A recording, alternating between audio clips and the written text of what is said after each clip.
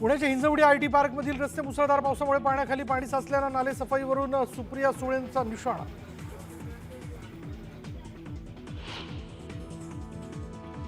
पूर्णमध्ये मुसळधार पाऊस, शहरात 15 मिनिटात रस्त्यांना नदीचं स्वरूप, अनेक वाहनं पाण्यात अडकली, सखल भागात साचलं पाणी।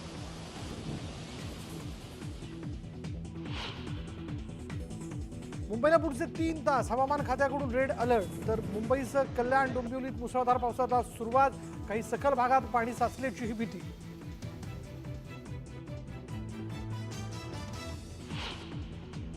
शिवतीर्थवरून निघालेल्या राज ठाकरेंनी घेतली पत्रकारांची फिरकी, मातोश्रीवर चालल्याचं राज ठाकरेंचं मिश्किल उत्तर।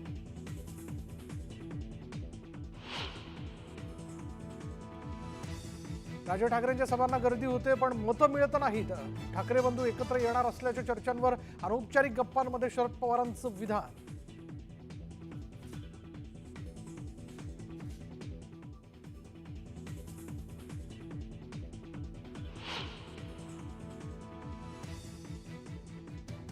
उद्धव ठाकरेंचा मुलगा हा पावसाळ्यामध्ये जेलची वारी करू शकतो अशा पद्धतीची सगळी माहिती त्या केसमध्ये आहे।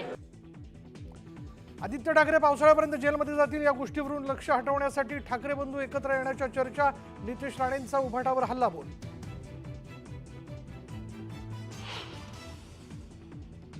गडचिरोलीत वन विभागाकडून विकास कामांमध्ये अडथळे, विकास कामं थांबवली तर कारवाई होणार, मुख्यमंत्री फडणवीसांचा अधिकाऱ्यांना इशारा।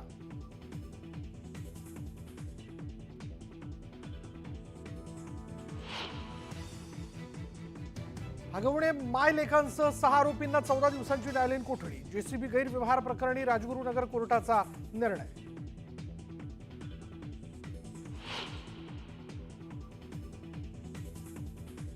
यवतमाळमध्ये एसटीच्या चालक वाहकाला टोळक्याकडून मारहाण, हॉर्न का वाजवला या कारणावरून मारहाण।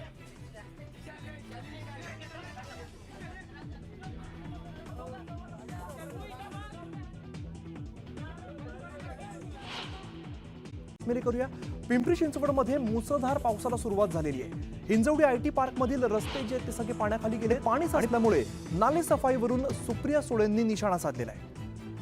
आपण बघतोय काही काळ विश्रांती घेतलेला पाऊस पुन्हा एकदा परतलाय आणि या पावसामुळे अनेक ठिकाणी रस्त्यांवरती पाणी साचलेलं आहे। दरम्यान पिंपरी चिंचवडमध्ये सुद्धा मुसळधार पाऊस झाला आणि पिंपरी चिंचवडमध्ये अनेक रस्ते पाण्याखाली गेलेले आहेत आणि पाणी साचल्यामुळे नाले सफाईवरून सुप्रिया सुळे यांनी निशाणा साधलेला आहे। हिंजवडी आयटी पार्क परिसरातली सगळी आपण दृश्य बघतो, या ठिकाणी अगदी दुचाकी ज्या आहेत त्या आपल्याला बुडलेल्या बघायला मिळत आहेत आणि मोठ्या प्रमाणात यामध्ये गाड्या सुद्धा अडकल्याचं आपल्याला बघायला मिळत आहे। हिंजवडी आयटी पार्क या परिसरामध्ये हे रस्ते सगळे पाण्याखाली गेले आणि सगळ्या गाड्या अडकलेल्या आहेत। पाणी साचल्यामुळे नाले सफाईवरून अनेक प्रश्न खरं तर निर्माण होत आहेत। नाले सफाई केल्याचे दावे करण्यात आले होते आणि त्यानंतर हे सगळं पाणी साचल्याचं पुन्हा एकदा आपल्याला बघायला मिळत आहे। त्यामुळे सुप्रिया सुळेंनी आता निशाणा साधलेला आहे। सुप्रिया सुळे नेमकं काय म्हणतात आपण बघूया। हिंजवडी फेज 2 परिसरातील रायन इंटरनॅशनल स्कूल जवळ आणि इतर अनेक भागात जोरदार पावसामुळे मोठ्या प्रमाणात पाणी साठलेलं आहे। या भागात पाण्याचा निचरा होण्याची व्यवस्था आहे की नाही अशी शंका येते। इथल्या नाले सफाईसारखी कामं वेळेत होण्याची गरज आहे, पण ही कामं वेळेत झालेली दिसत नाहीयेत। एमआयडीसीने याबाबत तातडीने लक्ष घालून इकडे भविष्यात पाणी साठवून नागरिकांना याचा त्रास होऊ नये यासाठी दीर्घकालीन उपाययोजना करण्याची गरज आहे, असं सुप्रिया सुळेंनी एक्स पोस्टमध्ये म्हटलेलं आहे।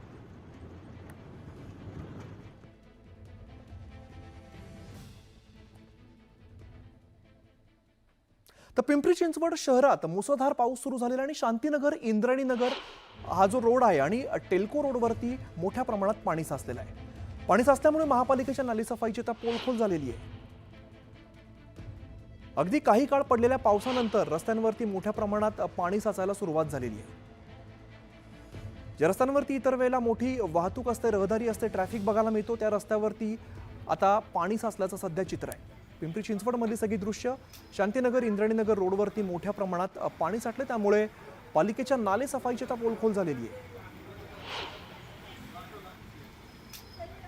पिंपरी चिंचवडमध्ये अनेक रस्ते आता पाण्याखाली गेल्याचं सध्याचं चित्र आहे। सचिन तोडकर आमचे प्रतिनिधी या संदर्भात अधिकची माहिती देत आहेत। सचिन, आपण दृश्यांमध्ये बघतो ज्या पद्धतीने पाणी साठलेलं आहे, खरंच नाले सफाई पूर्ण झाली की नाही असा प्रश्न निर्माण होतोय।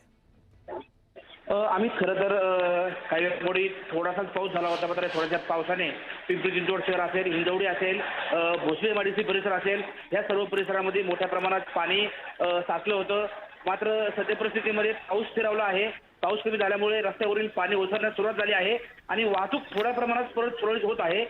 ही सर्व परिस्थिती जर पाहिली तर पिंपरी चिंचवड महानगरपालिकेकडनं जो दवाखाना देत होता नालेसफाईचा किंवा नालेसफाईसाठी ज्या नियोजनाच्या बैठका घेतल्या जात होत्या, त्यातील जे नियोजन केलं होतं त्या नियोजनाचा पूर्ण फज्जा उडलेला पाहायला मिळत आहे. अमित, अगदीच पावसाची खरं तरी सुरुवात आणि त्यामध्येच मोठ्या प्रमाणात पाणी साठल्याचं आपल्याला बघायला मिळतं. धन्यवाद या सगळ्या सविस्तर माहितीसाठी. तर इकडे उरणमध्ये सुद्धा आता मुसळधार पाऊस सुरू झाला आणि अनेक वाहनं ही पाण्यामध्ये अडकलेली आहेत. उरणमध्ये सुद्धा सखल भागामध्ये मोठ्या प्रमाणात पाणी साठायला सुरुवात झालेली आहे. आपण बघतोय मुंबई आणि उपनगरांमध्ये सुद्धा जोरदार पाऊस पडतो. इकडे उरणमध्ये सुद्धा मोठ्या प्रमाणात पाऊस झाला आणि काही काळ झालेल्या पावसामध्येच रस्त्यांवरती मोठ्या प्रमाणात पाणी साठलेलं आहे आणि सखल भागात पाणी साचतं, त्यामुळे जी अनेक वाहनं या ठिकाणी पार्क केलेली होती किंवा वाहतूक सुरू होती यावर सुद्धा याचा परिणाम झालाय आणि अनेक वाहनं यामध्ये अडकून पडलेली आहेत. उरण शहरात तुफान पाऊस झालाय. 15 मिनिटच पाऊस पडलाय, मात्र या रस्त्यांना अगदी नदीचं स्वरूप आलेलं आहे. वाहनं आडवी झालेली आहेत. उरण शहरात या 15 मिनिटाच्या पावसानंतरचं हे आपण चित्र बघतोय. या पावसामध्ये चालकांची मात्र चांगलीच तारांबळ उडालेली आहे. गटरचं पाणी रस्त्याच्या बाजूला असलेल्या व्यावसायिकांच्या दुकानात सुद्धा गेलेले, त्यामुळे व्यावसायिकांनी नाराजीचा सूर आता व्यक्त केलाय. आणि अशीच परिस्थिती राहिली तर पावसाळ्यातील महिन्यात उरणची अवस्था कशी असणार असा सवाल सध्या संतप्त नागरिक आता व्यक्त करताना दिसत आहेत. उरण नगर परिषदेने ठोस उपाययोजना करण्यासाठी पुढाकार घ्यावा अशी मागणी रहिवासी व्यक्त करत आहेत. विनय मात्रे आमचे प्रतिनिधी अधिकची माहिती देतात. विनय, खरं तर 15-20 मिनिटाचा पाऊस, मात्र त्यामध्ये जी परिस्थिती निर्माण झालेली आहे ती खरं तर भयानक आहे. नक्कीच आपण जर पाहिलं की उरण सारखा हा बेटावरती वसलेला हा शहर आहे आणि तिन्ही बाजूनी या उरणाला जो आहे, उरण शहराला जो आहे त्याला पूर्णपणे समुद्राने वेढलेला आहे. अशा परिस्थितीमध्ये जर पाऊस पहिल्यांदा जर एवढ्या मोठ्या प्रमाणात म्हणजे 15-20 मिनिटांमधला पाऊस एवढ्या मोठ्या प्रमाणात पडला आणि त्याच्यामध्ये उरण शहर पूर्णपणे पाण्याखाली जाऊ शकतं, तर ही परिस्थिती उरणकरांसाठी धक्कादायक आहे. आणि म्हणूनच उरणकर सध्या ह्या चिंतेमध्ये आहे की जर आजचा सुरुवातीचा पाऊस जर अशा परिस्थितीमध्ये असेल तर येणारा पावसामध्ये उरणची परिस्थिती काय असणार आहे यावरून चिंता उरणकर करतायत. सगळ्यात महत्वाचं की उरण परिषद जी आहे त्या उरण परिषदेने नक्की पावसाळ्यापूर्वीची कामं नक्की काय केली हा खरा प्रश्नचिन्ह निर्माण झालेला आहे. आणि उरण शहरामध्ये जे नाले सफाई होती किंवा जे महत्वाचे पावसाळी जे मोठे नाले जातात त्यांची सफाई झाली की नाही असा प्रश्नचिन्ह यामुळे निर्माण झालाय. येणाऱ्या काळामध्ये आता प्रशासन नक्की काय कशा पद्धतीने कामकाज करतंय हे पाहणं गरजेचं आहे. परंतु उरणकर मात्र या सगळ्या आजच्या 15 ते 20 मिनिटं पडलेल्या पावसामुळे मात्र नक्कीच संतप्त झालेले आहेत. निश्चित विनय, धन्यवाद या सगळ्या सविस्तर माहितीसाठी. तरी खरं तर उरणमधली सगळी दृश्य आहेत. जेमतेम 15 ते 20 मिनिटं पाऊस पडला आणि या सगळ्या पावसामध्ये जी परिस्थिती निर्माण झाली आहे ती खरं तर भयानक आहे. रस्त्यांवरती मोठ्या प्रमाणात पाणी साठल्याचं चित्र सध्या आपल्याला बघायला मिळते. अनेक वाहनं जी आहेत ती पाण्यामध्ये अडकलेली आहेत. वाहतुकीला सुद्धा याचा मोठा अडथळा निर्माण होतोय. आपण बघतोय पार्किंग खाली दिसते आणि त्या पार्किंगमध्ये ज्या गाड्या आहेत त्या आडव्या पडलेल्या आहेत. अनेक गाड्या या पाण्याखाली गेल्याचं चित्र सध्या बघायला मिळत आहे. तर इकडे दिवा डोंबिवली कल्याण आणि कल्याण ग्रामीण भागात पावसाला सुरुवात झालेली आहे. दिवा डोंबिवली कल्याणमध्ये सुद्धा मोठ्या प्रमाणात पाऊस सध्या बघायला मिळतोय. कल्याण ग्रामीण भागात पावसाला जोरदार सुरुवात झाली आणि सखल भागात आता पाणी साचायला सुरुवात झालेली आहे. आपण बघितलं पिंपरी चिंचवडची काही दृश्य बघितली, त्यानंतर उरणची दृश्य आणि यानंतर आपण कल्याण डोंबिवली परिसरातली दृश्य बघतो ज्या ठिकाणी मोठ्या प्रमाणात पाऊस सुरू झाला आहे आणि अनेक रस्त्यांवरती पाणी साठायला आता सुरुवात झालेली आहे. सखल भागामध्ये पाणी साचायला आता सुरुवात झाली आहे.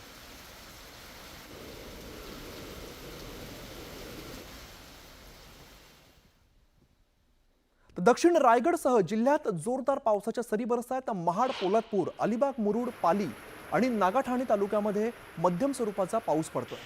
म्हसळा, माणगाव आणि इंदापुरात विजांच्या कडकडाटासह जोरदार पावसाला सुरुवात झाली, त्यामुळे मुंबई गोवा महामार्गावरील वाहतूक ही मंदावली आहे. रायगड जिल्ह्याला सुद्धा आता जोरदार पावसाला सुरुवात झाली आहे, मात्र या पावसामुळे आता मोठा परिणाम बघायला मिळतोय. मुंबई गोवा महामार्गावरील वाहतूक जी आहे ती आता मंदावलेली आहे. रायगड जिल्ह्यातली दृश्य, रायगड जिल्ह्याला सुद्धा आता पावसाच्या सरी बरसताना आपल्याला बघायला मिळत आहेत आणि विजांच्या कडकडाटासह पावसाने हजेरी लावलेली आहे. यामुळे मुंबई गोवा महामार्गावरील वाहतूक जी आहे ती आता मंदावलेली आहे. तर इकडे अहिल्यानगर जिल्ह्याला सुद्धा मुसळधार पावसानं झोडपलेलं आहे. वादळी वाऱ्यासह झालेल्या पावसामुळे चांगलं झोडपलंय. तर शेतामध्ये घरासमोर साठवून ठेवलेला कांदा हा यात वाहून गेलेला आहे. अहिल्यानगरमधली आपण एक दृश्य बघतोय. वादळी वाऱ्याचा मुसळधार पावसाला सुरुवात झाली आणि शेतामध्ये जो अगदी घरासमोर साठवून ठेवलेला जो कांदा होता त्यामध्ये तो वाहून गेला आणि या शेतकऱ्याचं मोठं आर्थिक नुकसान झालेलं आहे. आपल्या शेतात घरासमोरच साठवून ठेवलेला सगळा कांदा होता आणि तो मुसळधार आलेल्या पावसामुळे तो वाहून गेला. त्यामुळे शेतकऱ्याचं यात मोठं आर्थिक नुकसान झालंय.